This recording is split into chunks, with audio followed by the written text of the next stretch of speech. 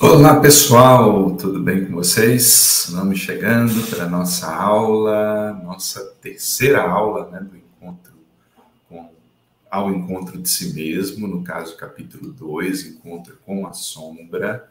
Né? Então vamos chegando, dá tempo de passar o link aí para quem, né, goste do tema, goste do mergulho em si, enfim, é a continuidade do estudo do nosso livro. Então, quem está chegando aqui pela primeira vez, na descrição do vídeo tem uma playlist com as aulas anteriores e também o link de um grupo que você pode se inscrever para receber, né, os próximos encontros, as próximas aulas, enfim, né, uma boa noite para todas as pessoas.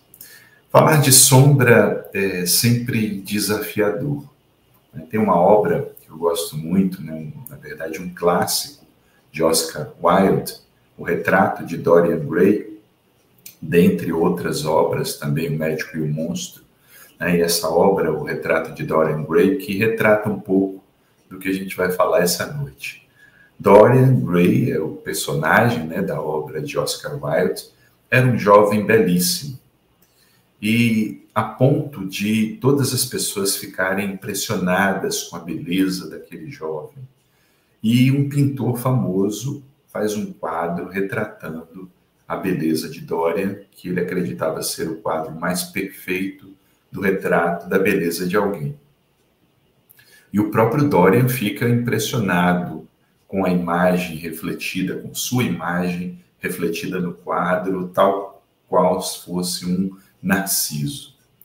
E a certa altura da trama, né, não vou trazer toda a trama aqui, porque vale a pena vocês buscarem, né, tem filmes a respeito da obra também, que trazem e retratam um pouco dessa trama. E a certa altura da trama, o jovem Dorian faz o seguinte pedido: quem dera quem fosse envelhecendo fosse o quadro, e não eu. E aquilo cai como se fosse um pedido realizado, seja pela divindade ou por entidades, né, não muito ajustadas espiritualmente. O certo é que na trama, Dorian Gray, o jovem, não envelhece. E o seu retrato, à medida que ele ia tendo atitudes que se distanciavam da ética, ia sofrendo os abalos do tempo, não propriamente do tempo, mas de cada ação sombria do jovem Dorian. E passam os anos, as pessoas impressionadas com a beleza de Dorian Gray, mas ao mesmo tempo ele vai sofrendo um abalo negativo no seu caráter, que o faz tomar atitudes cada vez mais densas, sombrias, agressivas, violentas, a ponto de matar pessoas. E chega um momento, né, que ele havia escondido o quadro, porque reparou naquela deterioração do quadro, mas a certa altura, quando ele se depara com o quadro, ele toma um susto. Né? Eu não vou contar o que aconteceu. Mas, de certa forma, essa trama de Dorian Gray, de Oscar Wilde, retrata um pouco da personalidade humana. Porque apesar daquilo que nós construímos na persona, e a persona foi o nosso último estudo, no primeiro capítulo do livro tratamos da persona, existe uma outra parte do ser humano. É claro que quando a gente fala de sombra, normalmente as pessoas pensam somente no lado negativo, e esse exemplo traz um pouco disso, da questão do negativo em nós, mas como veremos, a sombra não é só o que é negativo em nós. É parte do que desconhecemos, parte do que negamos em nós. Parte da nossa natureza que, de certa forma, o ego rejeita para que seja mostrada no contato com o coletivo. Então, se nós nos predispomos a um processo de autoconhecimento, conhecer a sombra, conhecer essa parte intensa, densa, mas ao mesmo tempo plena de recursos, é condição essencial para um processo de autoconhecimento pleno. Porque pensemos bem, se a gente deseja se conhecer plenamente, e trazer para a consciência quem nós somos efetivamente, nenhuma das nossas partes, nenhum dos nossos aspectos pode ficar de fora desse processo.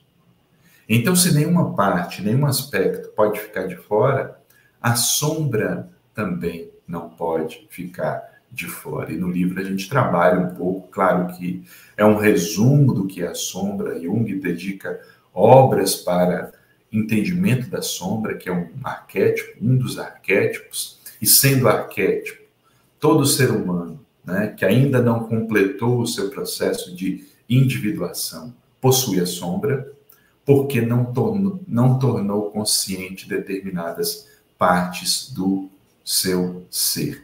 E esse é o nosso desafio. Nós que nos comprometemos, nós que queremos fazer uma jornada ao encontro de nós mesmos, né? Por isso o título da obra, Ao Encontro de Si Mesmo, temos que trazer a sombra para perto. Então, é considerar a sombra como se fosse uma parte nossa extremamente rica de conteúdos e que precisa cada vez mais gerar menos indisposição para o canto da consciência. Por isso que a gente traz logo no início, né, que um dos grandes desafios no processo de autoconhecimento é o encontro com a sombra. A psicologia utilizou-se do conceito que provém da física, que entende a sombra tal qual a região escura formada pela ausência parcial da luz, para construir um paralelo com o que ocorre na psique. Então, é importante pensar num exemplo que traga um pouco desse contexto físico. Imaginemos uma luz, seja uma luz da natureza, seja uma luz artificial, ela vai ter o seu foco até onde ela encontre um obstáculo. Quando a luz se depara com um obstáculo, o que começa a se formar? A sombra. A sombra diante daquele obstáculo. E assim, de certa forma, acontece na nossa personalidade. Imaginemos o self, ou seja, o arquétipo da totalidade, a força que somos em essência, que nos impulsiona para o processo de individuação. Mas nem sempre, ou quase nunca, o self encontra o ego totalmente predisposto para a jornada de individuação, para o processo de individuação. Sejam os nossos conflitos, seja a nossa percepção limitada sobre a vida, sejam as próprias personas como limitação do processo, quando o self encontra esse bloqueio para que a sua totalidade venha à tona, venha a ser exercida, passa a se formar a sombra. Então, nesse sentido, a sombra não é só o campo do desconhecido, né? Porque algumas pessoas podem pensar, mas a sombra é todo o inconsciente? Não, nem tudo que é inconsciente tem uma certa resistência para vir à consciência. Porque o inconsciente tem também lembranças que não fazem parte da consciência. Agora, a sombra é a parte do inconsciente que, de certa forma, o ego possui uma predisposição negativa para aceitar. Percebam bem, a predisposição do ego que pode ser negativa para aceitar os conteúdos. O que não quer dizer que todos esses conteúdos sejam negativos. Mesmo porque, muitas vezes, estamos falando de energias e potencialidades e possibilidades, sendo que aquele conteúdo não é negativo por si só, mas pode ser negativa a forma que o ego administra, a forma que o ego canaliza, a forma que o ego coloca a serviço da própria existência. Prosseguindo, né, e aí trazemos um conceito de Jung, que a gente coloca logo no começo do capítulo, a sombra personifica o que o indivíduo recusa conhecer ou admitir, e que, no entanto, sempre se impõe a ele, direta ou indiretamente, tais como os traços inferiores do caráter ou outras tendências incompatíveis. É aquela personalidade oculta, recalcada, frequentemente inferior, que em geral tem um valor afetivo negativo. Então vamos destrinchar aqui o que o Jung nos traz a respeito da sombra. Personifica o que o indivíduo recusa conhecer ou admitir. O que eu recuso conhecer na minha personalidade? O que eu recuso admitir como parte do meu comportamento, né? Mesmo tentando colocar na persona uma coisa oposta àquelas características, mas que termina aparecendo de vez em quando. Seja uma crítica exagerada, seja um comportamento agressivo, seja uma falta de paciência, seja um preconceito que se manifesta diante da cor, diante da sexualidade, diante da etnia, diante da origem de alguém, nas diversas formas que nós verificamos presentes na sociedade contemporânea, infelizmente, de forma muito intensa. Então, todos esses traços de caráter, mas que nem sempre o indivíduo reconhece, vão formando essa parte da sombra. Traços inferiores. Por que inferiores? Nesse caso, porque são aspectos que o indivíduo considera como sendo negativos e outras pessoas não reconhecem em si, mas muitas vezes reconhecem facilmente no outro. Como veremos, que é uma das formas de lidar com a sombra. É uma das formas, a projeção. Então, essa sombra, aquilo que eu nego em mim, aquilo que eu coloco como um certo obstáculo a conhecer em mim, mas se faz presente, vai ganhando força onde? Na sombra. Né? É aquilo que eu trouxe até um pouco na aula de persona.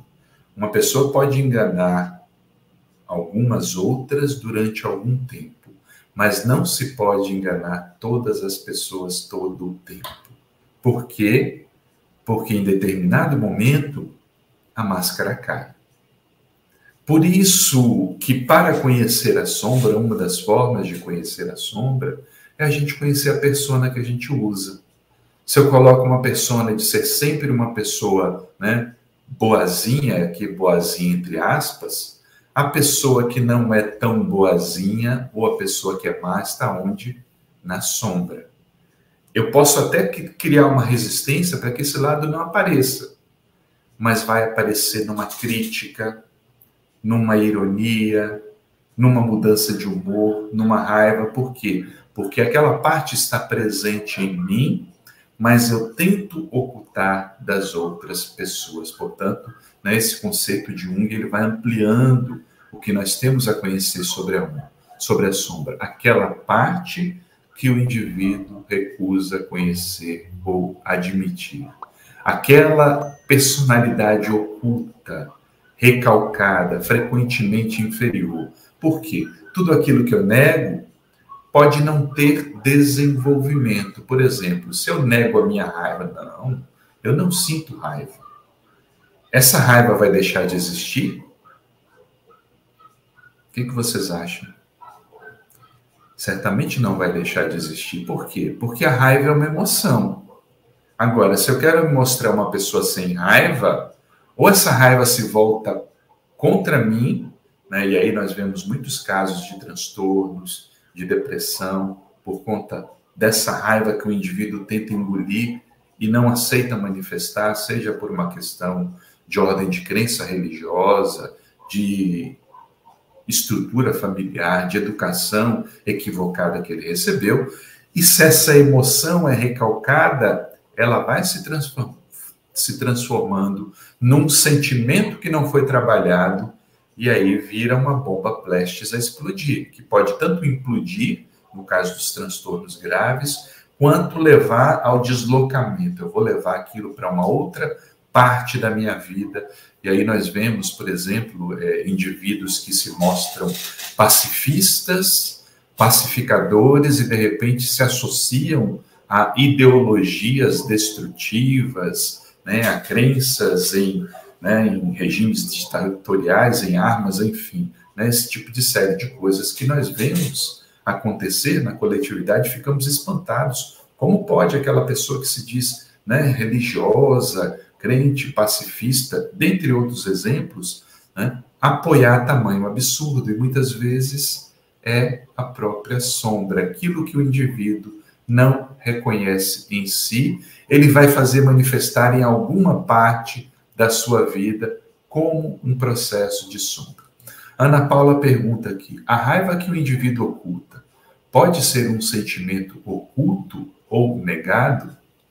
Exato, Ana Paula, porque se ele tenta ocultar, na verdade, ele tenta ocultar, mas vai aparecer em algum lado da vida, seja numa mudança de humor, seja em uma explosão momentânea, aí você vê aquele indivíduo que é calmo, de repente perder as estribeiras, como se diz, e se revolta com qualquer coisa, ou então no trânsito, né, tem aqueles acessos de raiva, explosão. Por quê? Porque ele tentou negar parte natural do ser. Então, nós temos esse processo. Tudo aquilo que eu nego veementemente em mim, é bom eu verificar. Por quê? Porque pode fazer parte da minha personalidade. Um dos problemas que justificam o desconhecimento da sombra é que, de uma forma geral, correlacionamos a sombra com o mal que há em nós. Mas a sombra não é o mal, apesar de sua manifestação ser entendida como tal. E aí as pessoas podem perguntar: mas Cláudio, como não é o mal? Imaginemos a seguinte situação, né? Um jovem extremamente delicado, né, do sexo masculino, que nasce numa família que não aceita esse tipo de comportamento. Então, aquele jovem que tem uma delicadeza, que tem uma sensibilidade, vai acreditar que aquilo não é adequado à manifestação da sua personalidade. Imaginemos num caso extremo que esse jovem, né, deseja esconder isso e ter uma postura, né, que é aceita dentro do seu contexto, uma postura masculina, entre aspas aqui, mais no sentido do que se concebe como sendo masculino. Toda aquela sensibilidade desse jovem vai para a sombra. Por quê? Porque não é aceita. Então isso vai gerando conflitos terríveis, pode se tornar uma pessoa extremamente amarga, raivosa, frustrada, porque não aceita aquela parte que é sua. Ou seja, a sua sombra não é um mal, né? Aquilo que ele esconde não é um mal. É uma parte que não foi desenvolvida porque encontrou uma resistência por parte do ego. Fica claro para vocês, né, trazendo um pouquinho dessa exemplificação, a sombra não é o mal. É aquilo que nós negamos. Agora se transforma em um mal na forma que a gente canaliza na consciência, na forma que o ego vai lidar com aquele conteúdo. Por isso que as pessoas correlacionam a sombra com o mal, mas não é efetivamente o mal. É o negado pelo ego. É o que não encontra espaço ainda no campo da consciência. E por isso mesmo todo trabalho tem que ser, na verdade, né, um trabalho de aceitação dessas partes em nós. Por quê? Porque a gente só transforma o que a gente conhece e o que a gente aceita. Então, saindo desse contexto de que a sombra é o mal, porque nós vimos, né? E aí nós explicamos aqui no livro, né, eu e Iris, que ela, a sombra, é, na verdade, uma fonte de possibilidades e qualidades que, por diversas razões, negligenciamos ou não utilizamos. O medo de lidar com algumas partes de nossa personalidade, a educação castradora, bem como certos aspectos nossos que não são aceitos culturalmente, tendem a alimentar a formação da sombra. Então, tudo aquilo que eu nego, respondendo já Ana Paula, todas as características negadas tudo aquilo que de alguma forma o ego viu como não aceito no comportamento e foi sendo deixado de lado, vai formando a sombra. Tudo isso que fica escondido é aquilo que o indivíduo não quer mostrar. É aquilo que ele acredita que não pode fazer parte da sua relação com o coletivo. E aí nós vemos quantos conteúdos nós vamos escondendo na sombra, aquela parte minha que eu não aceito, aquele tipo de manifestação emocional, que às vezes recebe um julgamento por parte do próprio ego e que não facilita o processo de transformação.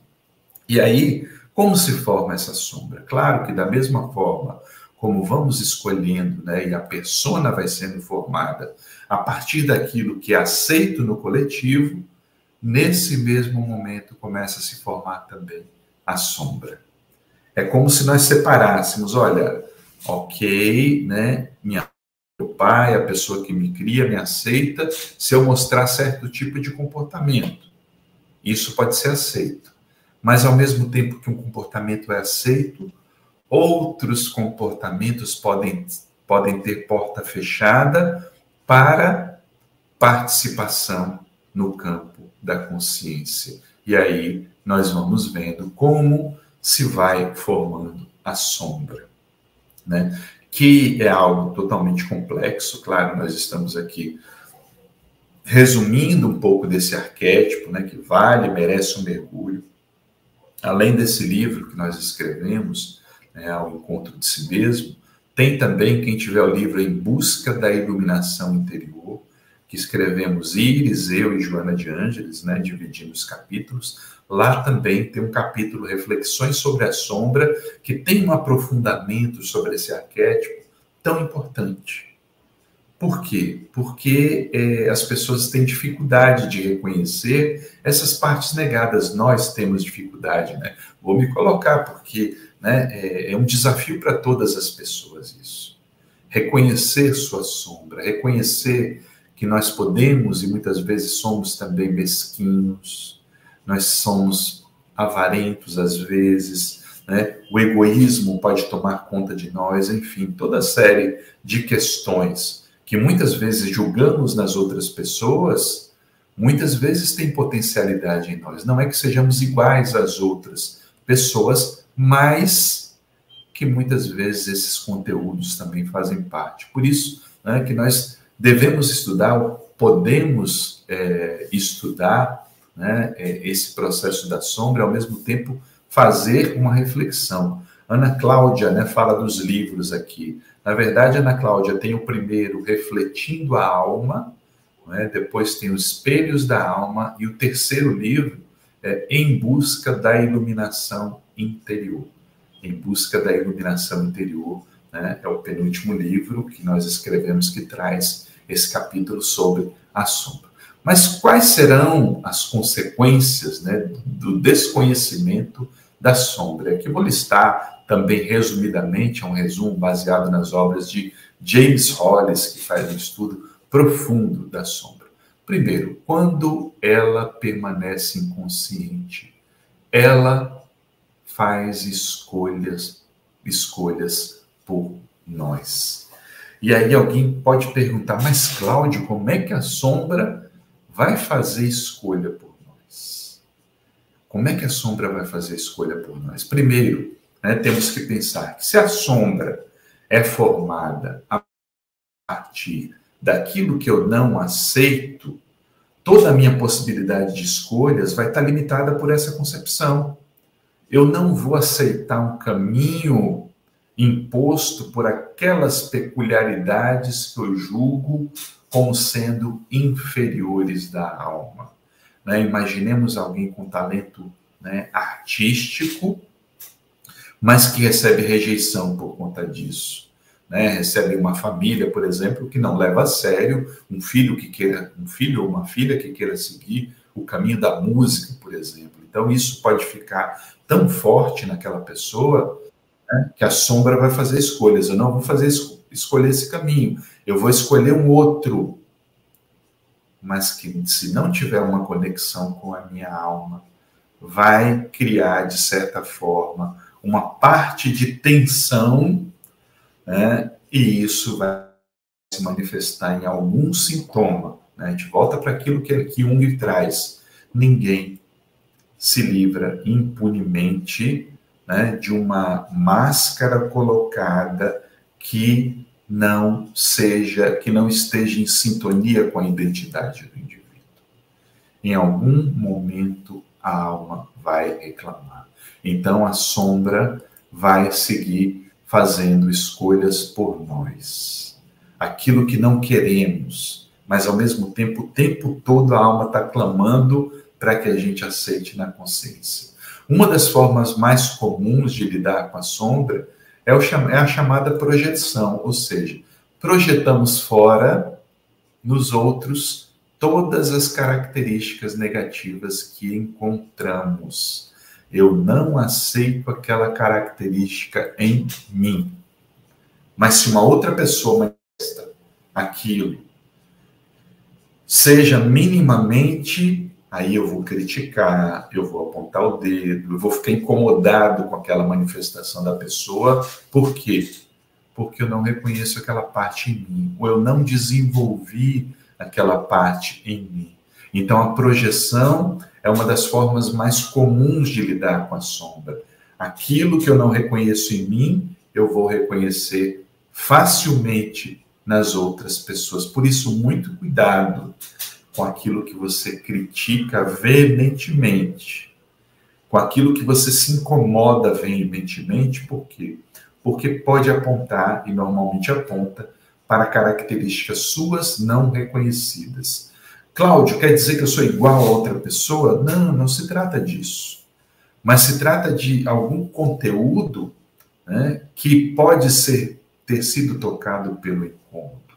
Né? Imaginemos alguém que se incomoda, por exemplo, com uma pessoa muito falante, risonha, extrovertida. Né? E certa feita alguém já me relatou isso. Nossa, ela chega, ela quer se amostrar, ela quer falar com todo mundo, abraçar todo mundo, ser simpática com todo mundo. E a pessoa me trouxe isso na sessão. Né? E aí nós começamos a trabalhar. Qual é o problema da pessoa ser simpática e falar com as outras? Né? E começamos a trabalhar aquele conteúdo até que a pessoa, né, relatou bem. Na verdade, é porque, né, eu fui educada para me comportar.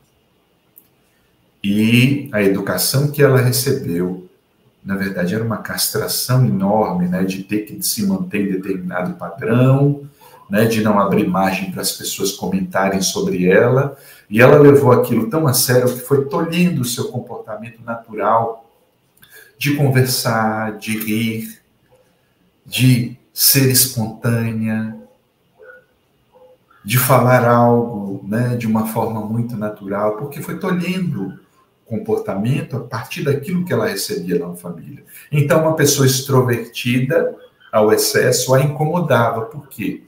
Porque aquela extroversão que a outra pessoa manifestava na consciência estava na sombra da minha paciente, que não se permitia aquele comportamento. Portanto, o incômodo era porque aquela característica que a outra demonstrava, na verdade, ela tinha contido nela, tinha vontade de ser daquela forma, naquele aspecto, mas não se permitia, não é? Então, essa projeção, né, é feita, né, de acordo com esse processo. Né?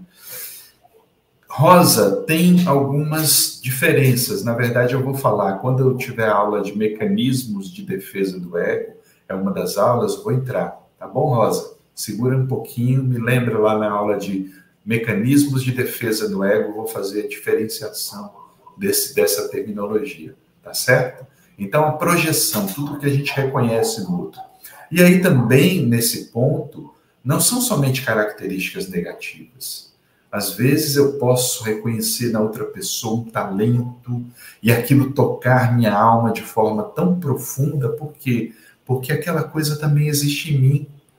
E eu posso não ter tido ainda a oportunidade de desenvolver, mas não é que haja alguma resistência, mas uma falta de estímulo, estímulos ou uma baixa autoestima faz com que também a projeção aconteça e mostre algo a ser desenvolvido pelo indivíduo. Eu vou trazer, Cláudio, agora o terceiro ponto da identificação com a sombra.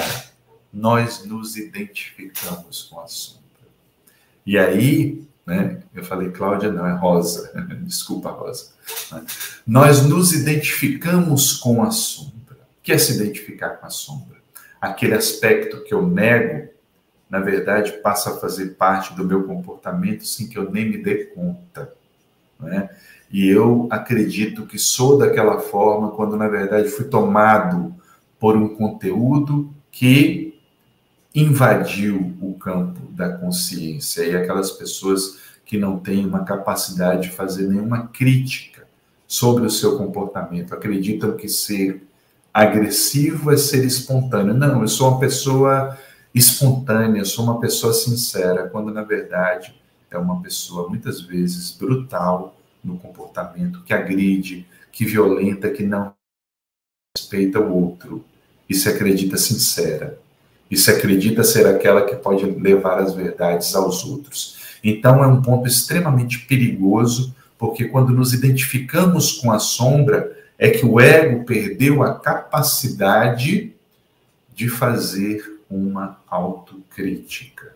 E perdendo a sua capacidade de fazer uma autocrítica, ele perde o domínio sobre aquele conteúdo sombrio que, né, dessa forma, encontra um campo livre de ação, mas não transformado. Então, nós vimos resumidamente aqui alguns pontos da sombra. É importante estar atento a esse contexto de projeção, de incômodos, ou mesmo o mal com o qual nos identificamos, né? E, ao mesmo tempo, das nossas virtudes que não encontraram campo na consciência, diante da leitura que a gente fez do que era adequado ou do que era inadequado.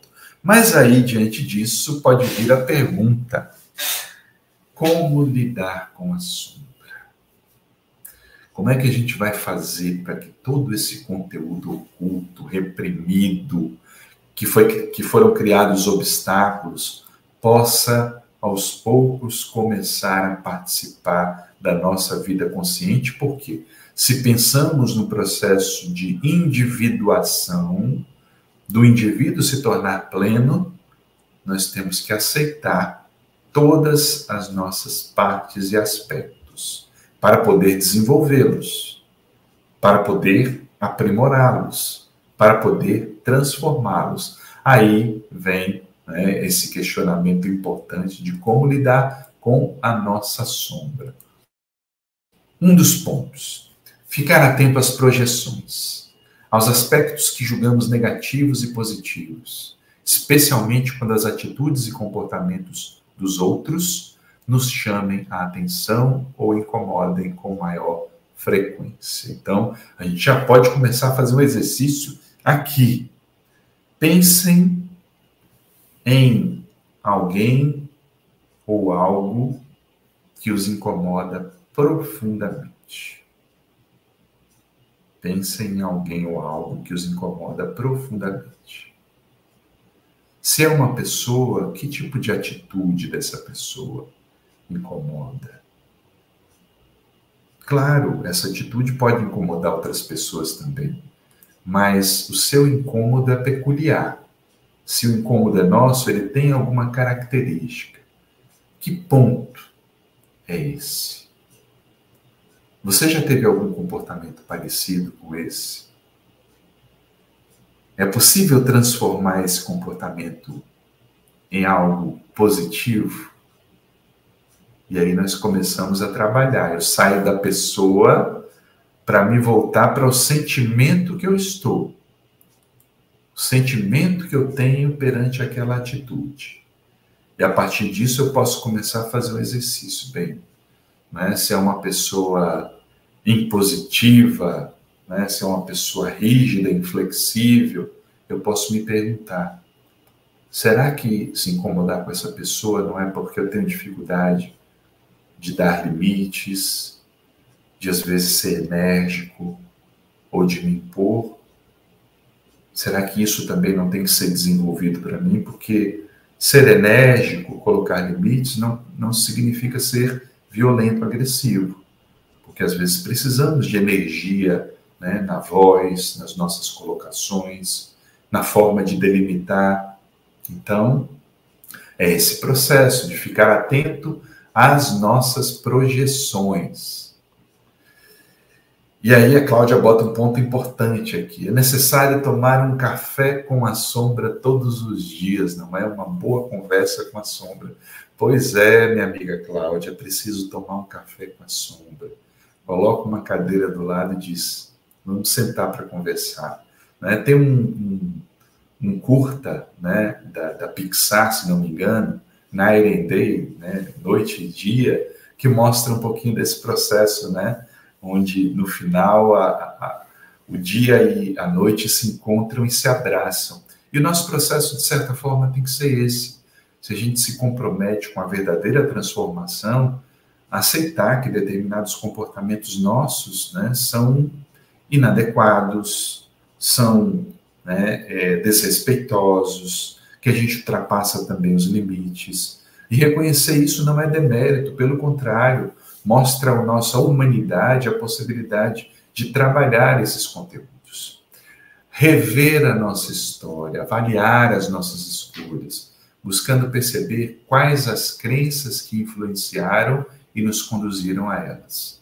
Isso não deve ser feito para se culpar ou punir, mas para permitir que as escolhas do presente e do futuro sejam feitas com mais consciência. Que tipo de atitude, que tipo de comportamento eu tinha ou eu tenho agora, mas não cabe mais. Não cabe mais. E é preciso ter coragem. Né? O trabalho com a sombra, ele exige, né, características, conforme apresentou, que a coragem é a persistência e a humildade. Coragem, porque é preciso muita força para enfrentamentos com questões nossas muito arraigadas. Perseverança, porque não é da noite para o dia. É um processo longo. Né? Assim como longamente mantivemos esses comportamentos, precisamos persistência. E humildade, porque às vezes nos deparamos com questões profundas que a gente critica veementemente nos outros. Portanto, rever as nossas histórias, né? Avaliar as nossas escolhas, perceber os sistemas de crenças que nos pautamos e que muitas vezes precisamos refazer, reconstruir, trazer à tona outras crenças, outras formas de ver a vida. E tudo isso vai alimentando a possibilidade de transformação em nós. Admitir que aquilo que não nos deixa confortáveis é, apesar de tudo, nosso. E que podemos crescer em nossa capacidade de trabalhar com essa energia e assimilá-la de forma consciente. E é isso, né, gente? Admitir que muitas coisas que não nos deixam confortáveis, perceber determinados traços do caráter que a gente não gostaria de ter, é parte da nossa humanidade. Né? Ser humilde para reconhecer, levantar a cabeça e dizer, ok, eu não sou tão bom quanto eu pensava. Né? E normalmente isso choca, mas dizer, olha, ok, se eu errei, né, eu posso também, tenho a possibilidade de me refazer e desconstruir. Né? E lembrar que, enquanto não atingimos a individuação, a totalidade das nossas forças, características, potencialidades, nós temos sombra. Né? E não é demérito nenhum reconhecer isso. Né? E o próprio Paulo traz uma frase muito emblemática, né? Porque o bem que eu quero, esse eu não faço, mas o mal que eu não quero, esse eu faço. Ou seja, Paulo reconhecia a sombra. Por quê? Porque ele tinha sido, durante muito tempo, Saulo de Tarso, perseguidor. E a transformação não se dá de uma hora para outra. Ele pode ter tido um insight, mas o impulso não é todo o processo de transformação.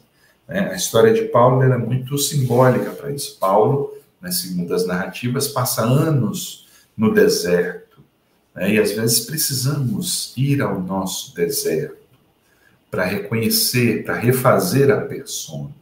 E mesmo assim vai levar tempo, porque não é de uma hora para outra essa transformação. Olhemos nas falas de Paulo, encontraremos falas, né, machistas do seu tempo, sexistas, que fazem parte da sombra coletiva de então. Então não é, né, não é só a sombra individual, há também a sombra coletiva. Tudo que o nosso tempo não trabalhou, e que nós lidamos agora com toda essa série de mal, quando olhamos a violência cotidiana, quando olhamos as guerras, né, quando olhamos, por exemplo, nesse final de semana, um atleta sofreu um coro racista, né, de uma torcida, torcedores que moram num país europeu dito civilizado, e nós olhamos aqueles gritos racistas de uma torcida e perguntamos: que civilização nós construímos? Não longe daqui, numa torcida, né, em um jogo de vôlei em Recife, um atleta, né, recebeu, né, gritos homofóbicos da torcida, se referindo a ele sobre sua condição, né, sobre sua sexualidade, que não diz respeito a ninguém.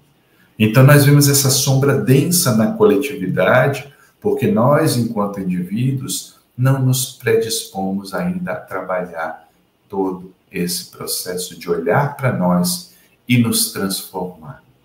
E por isso precisamos ter a coragem de olhar no espelho e vermos o nosso maior inimigo, nós mesmos. E ainda de olharmos mais fundo e reconhecermos o nosso maior tesouro, nós mesmos. Nosso eu verdadeiro espera pacientemente a nossa permissão para vivermos a nossa realidade maior, a condição de filhos e filhas de Deus.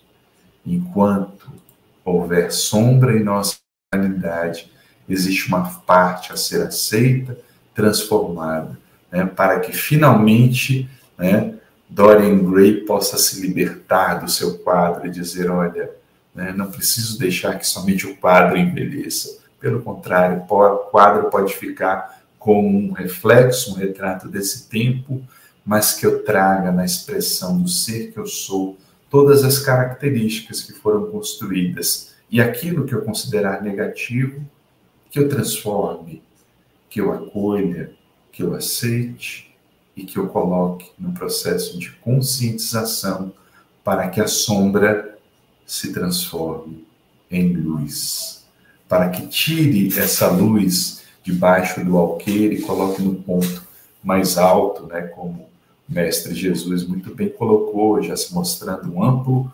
conhecedor tanto da persona quanto da sombra. Portanto, gente, essas são as reflexões de hoje, né? Espero que tenha ficado claro. Leiam o capítulo, né, o nosso capítulo 2, Encontro com a Sombra. Lembrando, as aulas ficam gravadas, então nesse mesmo canal você pode acessá-las.